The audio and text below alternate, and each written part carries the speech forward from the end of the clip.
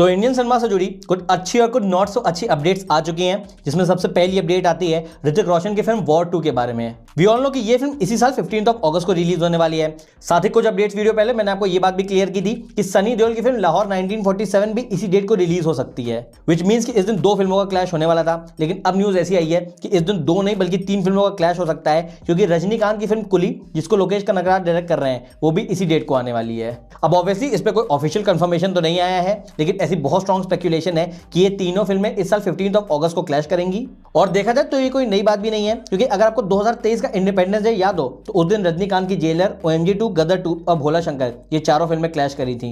Similarly 2024 के independence day पे भी स्त्री 2, वेदा और खेल खेल में इन तीनों फिल्मों का क्लैश हुआ था, विच सिंपली मीन्स कि हमको अंग्रेजों से तो आजादी मिल गई, लेकिन इंडिपेंडेंस डे पे क्लैश से आजादी अभी तक नहीं मिल पाई है। जिसके बाद नेक्स्ट और मेगा अपडेट आती है शाहरुख खान की फिल्म किंग के बारे में। कुछ टाइम पहले ऐसी अपडेट आई थी कि अब इस फिल्म को सुजॉय घोष नहीं डायरेक्ट करने वाले हैं, बल्कि अब इस फिल्म को सिद्धार्थ आनंद डायरेक्ट करेंगे। तो अब इस बात पे ऑफिशियल कंफर्मेशन लग चुकी है, क्योंकि एक लेटेस्ट इवेंट में शाहरुख खान दुबई में पहुंचे और उन्होंने ये बात कंफर्म की है कि इस फिल्म के डायरेक्टर सिद्धार्थ आनंद होने वाले हैं। साथ ही उन्होंने ये भी बताया कि इस फिल्म की शूटिंग इसी साल मार्च से शुरू होगी।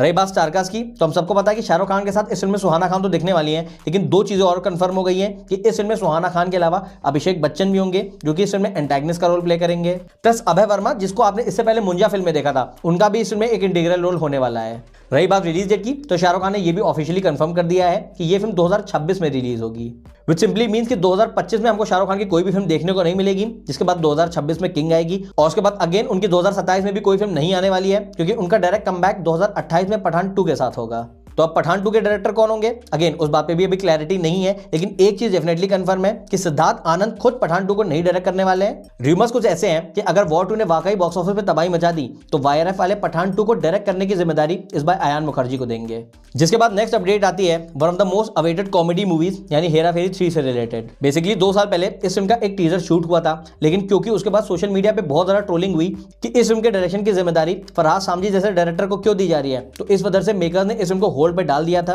लेकिन अब फाइनली एक गुड न्यूज आ चुकी है, और वो ये है कि इसको हेरा फेरी के OG डायरेक्टर यानी प्रियदर्शन सर ही डायरेक्ट करने वाले हैं। रही बात स्टारकास्ट की, तो ऑब्वियसली हमारे मैजिकल ट्रायो यानी अक्षय कुमार, सुनील शेट्टी और परेश रावल, उन तीनों को ही इस फिल्म में भी लिया जाएगा। प्लस इस फिल्म की शूटिंग भी इसी साल शुरू हो जाएगी। लेकिन अब एक छोटी सी कंसर्न ये आ गई है कि प्रियदर्शन सर की जितनी भी मिड 2000s की मूवीज थी वो तो बहुत ज्यादा अच्छी थी, लेकिन लेटेस्ट में उन्होंने जितनी भी मूवीज बनाई है वो उतनी खास नहीं है। इनफैक्ट 2-3 साल पहले उनकी फिल्म हंगामा 2 रिलीज हुई थी और लिटरली उसको बहुत ज्यादा बुरे रिव्यूज मिले थे। तो अगेन ऐसे में सबसे बड़ा सवाल ये उठता है कि क्या प्रियदर्शन सर भी अपना हेरा फेरी वाला मैजिक रिक्रिएट कर पाएंगे या फिर नहीं।